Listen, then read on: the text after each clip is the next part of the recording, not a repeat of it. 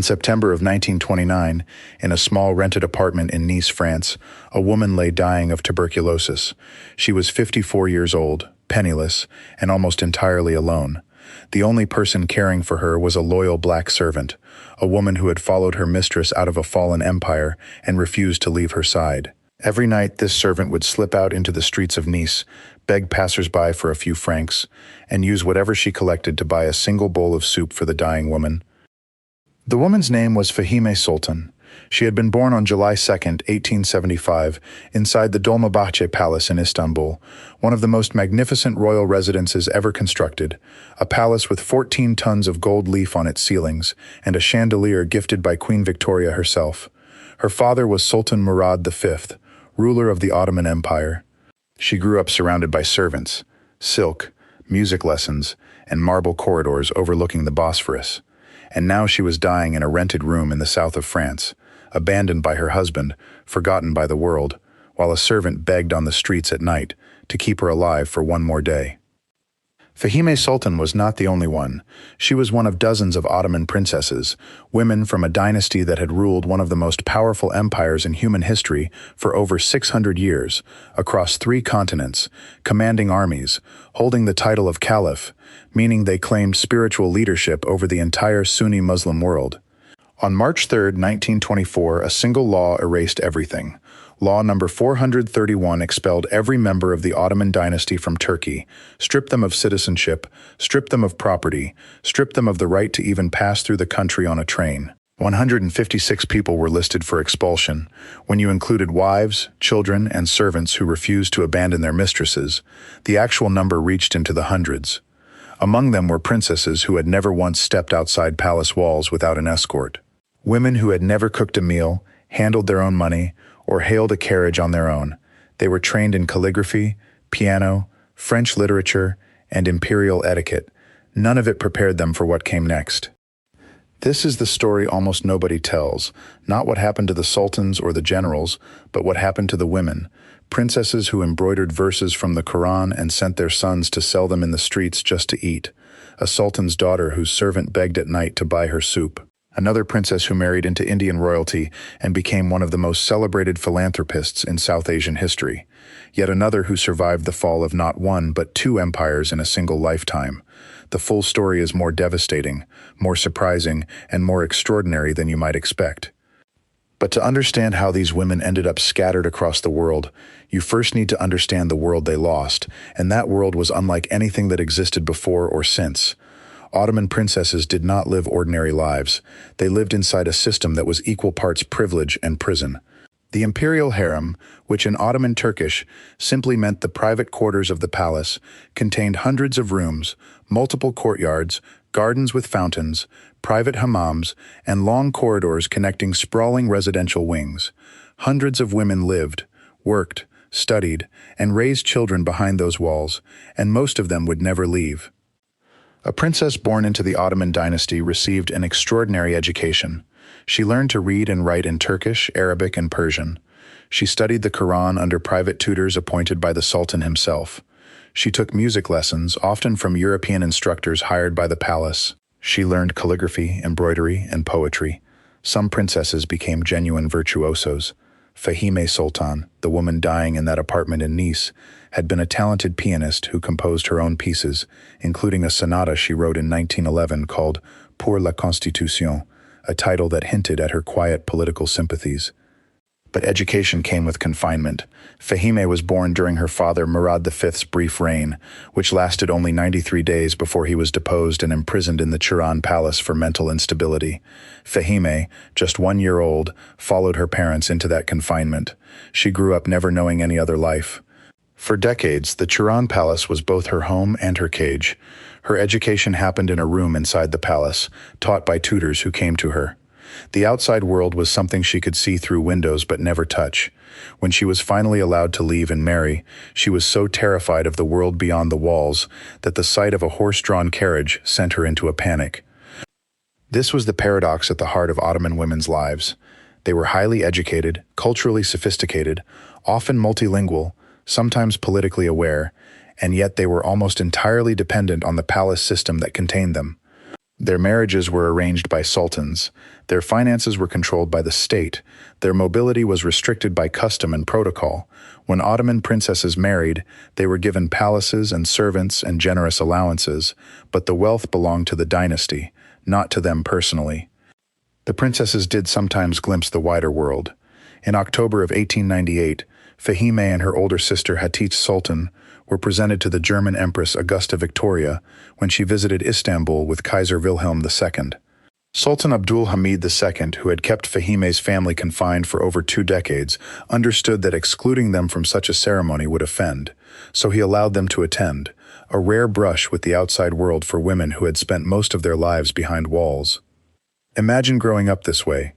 Imagine knowing that you are descended from one of the most powerful families on earth, that your ancestors conquered Constantinople and built an empire spanning the Balkans to Arabia, and yet you have never walked down a public street alone. You can read Rumi in the original Persian, you can play Chopin on the piano, you can embroider in silk thread, but you cannot buy your own bread. This was the life the Ottoman princesses knew. It was the only life most of them had ever experienced, and when it was taken away, they were left with extraordinary skills and absolutely no way to use them. The end, when it came, was not gradual for the women. It arrived in a single night, delivered by uniformed officials who knocked on palace doors and told the occupants they had days, sometimes hours, to leave. By the time the expulsion order came, the Ottoman Empire had already been dead for 2 years. The Sultanate was abolished on November 1st, 1922. The last Sultan, Mehmed VI, had fled Istanbul aboard a British warship. His cousin Abdulmajid II had been appointed Caliph, a purely ceremonial religious title with no political power. But Mustafa Kemal, the founder of the Turkish Republic, had no patience for any authority other than his own. On March 3, 1924, the Grand National Assembly in Ankara passed Law No. 431. It abolished the caliphate entirely, expelled every member of the Ottoman dynasty from Turkey, revoked their citizenship, and ordered all their property confiscated. The law gave the family a year to liquidate private assets. In practice, many received far less time. The last caliph, Abdulmajid II, was given hours to pack. Before dawn on March 4th, his family was rushed not to Sirkechi, Istanbul's main train station, but to a smaller station at Çatalca, because officials feared public demonstrations if crowds saw the caliph being deported. As the train pulled away, the last person to show any formal respect to the departing family was the Jewish director of the train station, a small gesture of humanity in a moment of sweeping cruelty. Among those on that train, and on similar trains and boats in the days that followed, were dozens of women and girls. Princesses, former consorts, mothers, daughters, granddaughters. Nestlesha Sultan, the granddaughter of both the last sultan and the last caliph, was 3 years old. Her birth, on February 4, 1921, had been the final entry inscribed in the official palace registry of dynasty members. She was carried into a world she was too young to understand, away from the only home she had ever known. Each family was given 1,000 Turkish lira upon departure. That sounds like something. But in 1924, it barely covered travel expenses and maybe a month of basic living costs in a foreign country. The one-way passports they received were valid for just 1 year. After that, the exiles became effectively stateless, unable to travel, unable to work legally, unable to return. And here is the detail that made everything worse. Most of the women didn't pack their entire lives. They took a few suitcases, some jewelry, maybe a photograph or two. They left behind wardrobes full of silk gowns, collections of calligraphy, personal libraries, musical instruments they had played since childhood.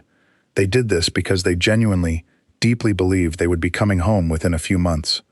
This was a political situation, they told themselves. Surely it would pass. Surely the Turkish people would call them back. The women's exile lasted 30 years. The men's lasted 50. That 1,000 lira ran out fast. The jewelry went next. Princesses who had never once haggled over a price were suddenly trying to sell emerald brooches and pearl necklaces to European dealers who knew exactly how desperate they were. They were cheated consistently, underselling precious pieces for a fraction of their value because they had no concept of what things cost in the outside world. And when the jewelry was gone, the real suffering began. The family had appointed a trustee to sell their remaining properties back in Turkey. He sold them as instructed, then he spent the proceeds on himself, leaving the scattered dynasty with nothing. No European dynasty overthrown by revolution had been treated this way. The Habsburgs lost their empire but kept much of their wealth. The Romanovs were executed, but that was an act of wartime violence, not a systematic legal erasure. The Bourbons were exiled and recalled repeatedly. Only the Ottomans were stripped of everything: their citizenship, their property, their right to exist in their own country, and told to simply disappear. For the men, this was devastating. For the women, it was something even worse. Because the men at least had military training, diplomatic connections, and some experience of the outside world. The women had almost none. By 1925, most of the Ottoman women were effectively trapped wherever they happened to be. Their one-year passports had expired. Turkey had revoked their citizenship. They had no legal documents, no right to work, no pathway to residency in the countries that were hosting them. The largest concentration of exiles settled along the French Riviera, particularly in Nice. The city became a kind of informal capital for the displaced dynasty. Others ended up in Beirut, which still had linguistic and cultural ties to the Ottoman world. Some went to Egypt, some to Syria. A few eventually reached as far as the United States. Prince Ali Vasib, one of the senior male members of the dynasty, eventually managed to appeal to the French government and secure courtesy passports for the family. France never granted them full citizenship. There was a bitter irony in this that was not lost on the women. Sultan Suleiman the Magnificent, one of the greatest Ottoman rulers, had once rescued the French king Francis I from captivity after the Battle of Pavia in 1525. 4 centuries later, France would not grant citizenship to Suleiman's descendants. Within months of the exile, princesses who had grown up donating to charity were trying to find ways to feed themselves. They had been trained in poetry, calligraphy, music, and court protocol. In the civilian economies of 1920s Europe, none of these skills had any market value. Some women found work washing dishes in hotel kitchens along the Riviera. Some sold handmade crafts on the street. Some relied on the charity of strangers, swallowing a pride that had been cultivated over 6 centuries. Ayşe Sultan, a daughter of Sultan Abdülhamid II, found a way to survive that was both heartbreaking and quietly dignified. She embroidered the Quranic verse, Inna Allah ma'as-sabirin, meaning, Allah is with those who are patient, onto pieces of fabric by hand. Her son would then take these embroidered verses and sell them on the streets and in the metro stations at night. A princess, born on November 15, 1887, raised in the Yıldız Palace, whose father had ruled an empire of over 20 million people, was staying alive by stitching scripture onto cloth and sending her child out to sell them in the dark. The elderly members of the dynasty were in the worst position. They were too old to work, too proud to beg, too frail to adapt. Nestlesha Sultan, who later wrote her memoirs about the exile years, described the slow unraveling with devastating precision. Some family members, she wrote, fell into poverty so deep that they could not afford medicine for their illnesses. In the middle of winter, some sold their coats to buy food, caught pneumonia, and died. Others, she wrote, considered it shameful to reveal their poverty even to their own relatives. They passed away silently, without complaint, and their funerals were paid for by the local municipalities from funds set aside for the poor. They were buried in unmarked graves in public cemeteries without anyone knowing who they really were. Descendants of sultans, women whose ancestors had controlled trade routes linking 3 continents, buried in anonymous graves, their identities hidden even in death. The Ankara government didn't just exile the family and forget about them, it actively monitored their every move abroad. When family members married foreigners, Ankara reacted with suspicion. When some exiles attempted to find employment, the Turkish government pressured host countries to refuse them, warning that diplomatic relations could be strained. The women were not just abandoned by their homeland. They were actively pursued by it. Muslim rulers around the world tried to help. The Nizam of Hyderabad, the Egyptian Prince Omar Tosun, and King Hussein of the Hijaz all sent money. Prince Omar Tosun and Prince Yusuf Kemal of Egypt showed the dynasty particular generosity. Princess Mawash arranged a monthly salary of 15 lira for the ladies of the dynasty from endowment funds. But the family was so scattered across different countries that much of this aid never reached the women who needed it most, and some were too proud to accept charity from anyone, even family. Fahheime Sultan's full story is one of the most heartbreaking in the entire exile. She had not always been powerless. During the Turkish War of Independence, she had secretly worked as a member of the underground nationalist intelligence network in occupied Istanbul, passing information to Mustafa Kemal's movement.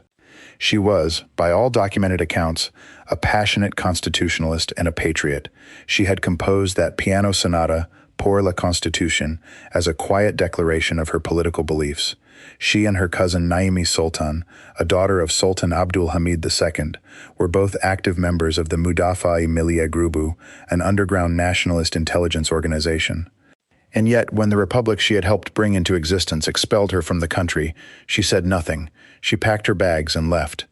In Nice, her second husband, Mahmoud Behshet Bey, borrowed money from her on the pretext of opening a shop. He set up a stand selling Turkish-style ice cream in front of a grocery store on the Rue de Congrès. Then he took whatever money remained and fled, leaving her with nothing. Fahheime was now alone, sick, and broke in a foreign city. Other members of her family lived in Nice, notably the former Caliph Abdulmejid II, but they refused to help her. The reason was an old family feud stretching back decades. Fahheime descended from Sultan Murad V, and the former caliph's branch of the family believed that Murad's faction had been involved in the suspicious death of Sultan Abdulaziz. Grudges carried from the palace into poverty prevented even basic compassion between cousins. Her loyal servant managed to keep her alive by begging on the streets at night, scraping together 3 or 5 francs to buy a bowl of soup. On September 15, 1929, Fahheime Sultan died of tuberculosis at the age of 54. She was buried in the cemetery of the Süleymaniye Taqiya in Damascus, Syria, thousands of miles from the Dolmabahce Palace where she was born. But Fahheime was not alone in her suffering. The exile destroyed other women in different but equally devastating ways. Arife Kadriye Sultan fell into such extreme poverty that she turned to morphine to cope with the pain. She died shortly thereafter, and her 2 young daughters were placed in an orphanage. They were princesses of the Ottoman Empire, descendants of 6 centuries of imperial rule, and they ended up as orphans in a foreign country. Hadice Sami, the granddaughter of Mediha Sultan, was living on municipal aid in Europe. She had relied on public assistance to survive. The despair became too much. She jumped from a window and died. A descendant of the House of Osman, the dynasty that had conquered Constantinople and held it for 469 years, ended her own life because she could not bear the weight of what she had lost. Even a prince's death tells part of the women's story. Shehzade Ahmed Nouri, a son of Sultan Abdul Hamid II, was found dead in a park in Nice on August 7, 1944. He had been 66 years old. He had once been a brigadier in the Imperial Ottoman Army, a talented painter who had studied under the Italian master Salvatore Valeri, a man who had once crafted a miniature portable bathhouse as a gift for his father's 25th anniversary on the throne. In exile, he survived by making homemade soap in his hotel room and selling it to acquaintances. When the Second World War dried up even that meager income, he starved. A letter was found in his pocket. It read, "If I die, do not blame anyone because I am starving. I was making a living by playing piano in a movie theater. Now I cannot find this job. You bury me as a Muslim." He was buried in an orphan cemetery in Nice. The women who knew him, his sisters and cousins and nieces, understood that his fate could easily have been theirs. Nasya Sultan put it best in her memoirs. She did not write to complain, she said. She wrote to record the truth. Among the sacrifices made for the well-being and safety of the country and the homeland, she wrote, the Ottoman family also had a small share. That quiet understatement, from a woman who had watched her family die in poverty across foreign countries, carries more weight than any dramatic declaration could. But not every princess's story ended in a rented room, or an orphanage, or an unmarked grave. Some of these women, against extraordinary odds, rebuilt their lives so completely that they changed the world around them, and the story that turned the entire family's fortunes, at least partially, began with a wedding in the very city where so many of them were suffering. On November 12, 1931, in the Villa Carabasel in Nice, a 17-year-old Ottoman princess named Durrashahvar Sultan married Azam Jah, the eldest son and heir of Mir Osman Ali Khan, the 7th Nizam of Hyderabad, a man widely considered one of the wealthiest people on earth. The bridegroom and his brother had arrived by express train from London the day before and checked into the Hotel Negresco, one of Nice's grandest establishments. Local newspapers ran headlines like 1,001 Nights and a Muslim wedding. For one day, the exiled Ottoman dynasty was front-page news again, not for their suffering, but for their splendor. Duruşehvar was the only daughter of the last caliph, Abdülmecid II. She had been born on January 26, 1914, in the Çamlıca Palace in Istanbul, just 10 years before the exile scattered her family. She grew up in Nice, watching her father paint watercolors and play the cello while the family's finances slowly drained away. She was, by all accounts, extraordinarily beautiful. The Shah of Persia wanted her for his heir. King Fuad of Egypt wanted her for Prince Farouk. Her father chose Hyderabad. The marriage came with a mahr, the formal Islamic marriage payment, of 50,000 British pounds. The Nizam, famously thrifty despite his vast wealth, initially balked at the price, but the match went forward, and it changed everything. After the wedding, Duruşehvar and her husband sailed from Venice on December 12, 1931, aboard the ocean liner Pilsner. On that same ship, traveling back to India after attending the Second Round Table Conference in London, was Mahatma Gandhi. It is documented that he met with the Ottoman princess during the voyage, a moment where two of the most extraordinary political stories of the 20th century briefly crossed paths on a single ship. When she arrived in Hyderabad, the Nizam adored her. He called both Duruşehvar and her cousin Nilüfer the jewels of his palace and introduced them proudly at every gathering. He reportedly enjoyed pointing out that Duruşehvar was taller than her husband, finding the height difference endlessly amusing at parties. Philip Mason, of the Indian Civil Service, later wrote about her, "No one could ignore her or slight her. She was always essentially and indefinably royal, and it seems to me that if fate had so willed, she might have been one of the great queens of the world." Duruşehvar did not simply enjoy her new position. She transformed it. She established a junior college for girls in Hyderabad's Yakutpura district, founded maternity units and dispensaries, and later sponsored the Duruşehvar Children's and General Hospital, which still operates today. On November 4, 1936, she laid the foundation stone of Hyderabad's Begumpet Airport's first terminal and was presented with a silver casket to mark the occasion. In May of 1937, she and her husband attended the coronation of King George VI in London, where she was photographed by the legendary Cecil Beaton. She rode horses, drove cars, played tennis, and became, along with her cousin Nilüfer, a style icon and advocate for women's education across South Asia. The marriage also provided a critical financial lifeline to the broader dynasty. The Nizam arranged a monthly pension of 300 British pounds for the deposed caliph, Duruşehvar's father, and allowances for several other family members. It was not enough to lift everyone out of poverty. The family was too scattered for that, but it kept the caliph from starvation and gave a thin thread of stability to the closest relatives. Duruşehvar's own marriage eventually failed. She and Azamjad divorced around 1954, in part because of his numerous concubines. She left Hyderabad, moved to London, and lived quietly for the rest of her life. She died on February 7, 2006, at the age of 92. She was buried at Brookwood Cemetery in England. She refused to be buried in Turkey because the Turkish government had refused to allow her father, the last caliph, to be buried in Istanbul after he died in Paris in 1944.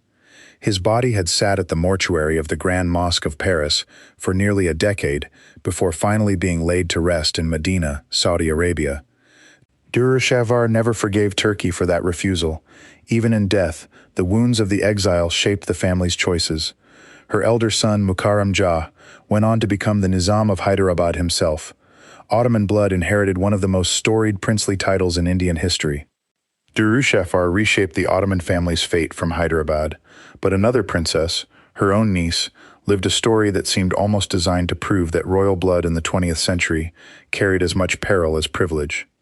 Nestlesha Sultan was born on February 4, 1921, in her family's residence in the Nişantaşı neighborhood of Istanbul. Her father was Şehzade Ömer Faruk, the only son of the last caliph, and her mother was Sabiha Sultan, the youngest daughter of the last sultan, Mehmed VI. This made Nestlesha the granddaughter of both the last sultan and the last caliph, a bloodline concentration that would have made her one of the most important women in the Ottoman world had that world continued to exist. It did not.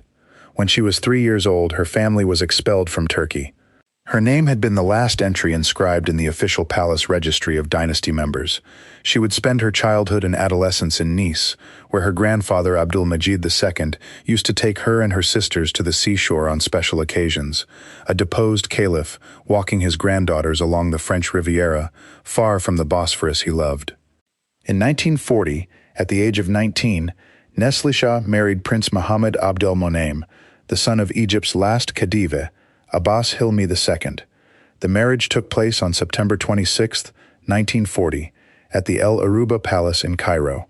The prince was heir to a $50 million fortune. Nestlesha was given the title Her Highness Princess Nestlesha. She had initially rejected the proposal but accepted under pressure from her father. Her younger sister Hanzad even volunteered to marry Monaim in Nestlesha's place, an offer their father refused. And then something extraordinary happened. When the Egyptian Free Officers Movement deposed King Farouk in July of 1952, they chose Nestlesha's husband to serve as chairman of the regency body and later as sole prince regent for the infant King Fuad II. For a brief, improbable period, Nestlesha, the exiled Ottoman princess, was the de facto First Lady of Egypt. She attended sporting events, charity functions, and diplomatic occasions. The regency lasted 10 months. On June 18, 1953, the Revolutionary Command Council abolished the Egyptian monarchy entirely. In 1957, Nestlesha and her husband were arrested. She was imprisoned, and just like that, she had lived through the fall of two dynasties, two monarchies, two worlds, in a single lifetime. The Turkish government intervened to demand her release. She eventually settled in Istanbul, reclaimed Turkish citizenship in 1963, and took the surname Osmanoğlu, the name the law had assigned to the former imperial family. She spent the rest of her life in the city where she had been born, the city her family had been thrown out of, the city that was slowly learning to remember what it had lost. Her parents' story had its own painful chapter. Her father, Ömer Faruk, divorced her mother, Fahheime Sultan, in 1948 after 28 years of marriage, leaving Fahheime for another woman. Nestlesha never accepted her father's second wife. The exile had not only scattered the family across continents, it had fractured the bonds within it. Nestlesha died of a heart attack on April 2, 2012, at her home in the Ortaköy district of Istanbul. She was 91 years old. At the time of her death, she was the last surviving member of the Ottoman dynasty to have been born during the Ottoman era. Her funeral was held at the Yıldız Hamidiye Mosque, near the very palace where her great-grandfather Abdülhamid II had once ruled. President Abdullah Gül sent a message of condolence. Prime Minister Recep Tayyip Erdoğan rose in parliament and called her the poster child for nobleness who carried the blood of Osman, referring to the tribal chieftain who had founded the dynasty over 7 centuries earlier, a 3-year-old girl carried out of an empire, a princess who became a queen who lost her crown, an old woman who came home. Nestlesha's life contained the entire arc of the Ottoman exile in a single biography. The first women to come home arrived in 1952, 28 years after the exile began. The government of Prime Minister Adnan Menderes passed an amnesty, allowing female members of the dynasty to return to Turkey. The reasons were never entirely explained, but they likely reflected a softening of attitudes as the Turkish Republic matured and grew more confident in its own identity. The old fear that the Ottoman family might rally the public against the Republic had faded over 3 decades. The women who came back were old. Many had spent the majority of their adult lives abroad. They returned to a country utterly transformed from the one they remembered. The palaces were museums now, roped off behind velvet barriers, their corridors walked by tourists instead of servants. The empire they had been born into was taught in schools as a cautionary tale of decline. The Ottoman script they had grown up reading had been replaced by the Latin alphabet. Street names had changed, neighborhoods had been rebuilt, and the language itself had been reformed. These women had left an empire. They came home to a republic that barely recognized them. Some were followed by undercover police officers for a period after their return. The state that had expelled them still, apparently, did not fully trust them. Fahheime Sultan, Abdülhamid II's daughter who had embroidered Quranic verses to survive in France, returned after 28 years of separation from her mother, Mushfika Kadın. Her mother had chosen to stay in Turkey rather than follow her daughter into exile, which meant the two had not seen each other for nearly 3 decades. Ayşe moved in with her elderly mother, and there, in a small apartment in Istanbul, she began writing her memoir. She called it Babam Sultan Abdülhamid, which translates to My Father, Sultan Abdülhamid.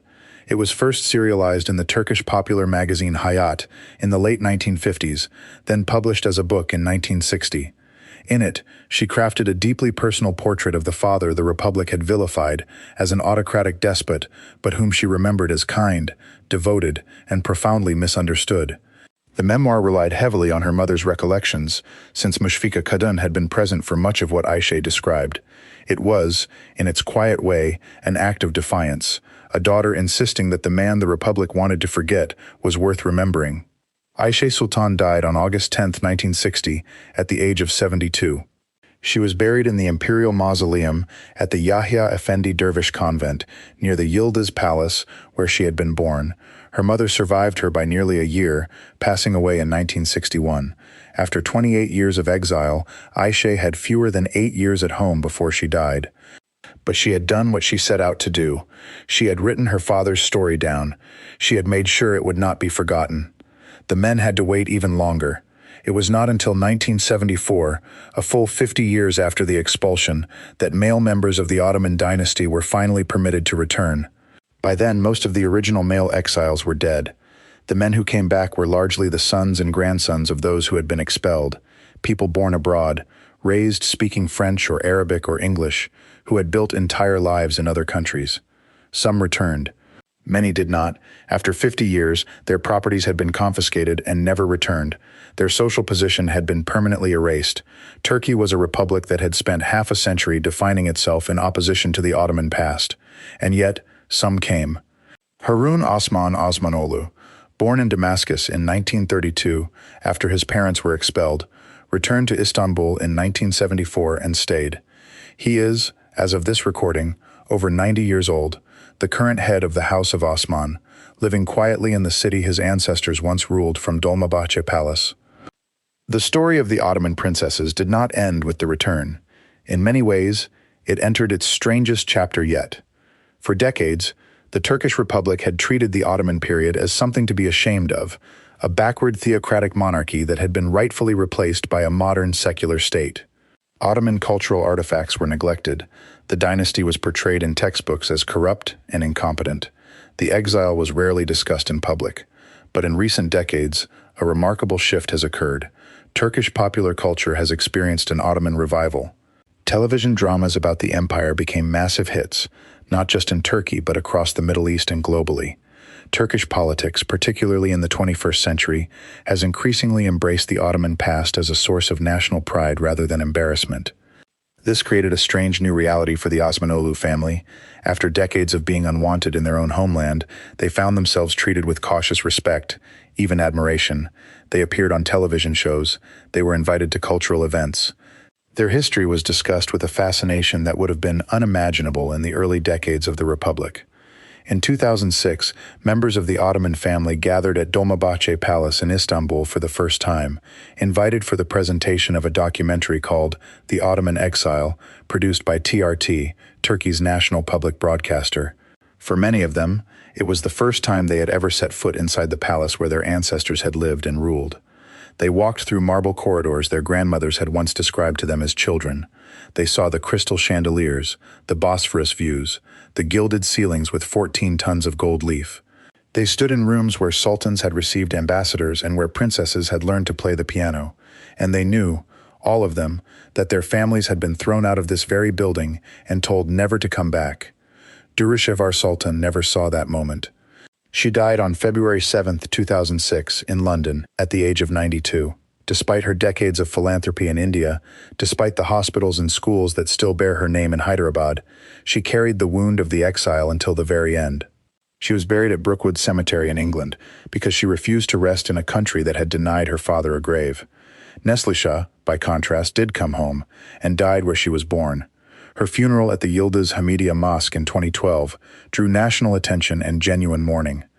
She was buried at the Ashiyan Asri Cemetery in Istanbul, beside her mother Sabiha Sultan and her sisters. The last baby whose birth was recorded in the imperial registry was laid to rest, at last, in the city of her birth. Today, the Osmanoglu family numbers dozens of living descendants, scattered across Turkey, Europe, the United States, and the Middle East. Among the modern women of the family, Ayşe Gülnev Osmanoglu, born in 1969 in Paris, is a descendant of both Sultan Murad V and Sultan Mehmed V.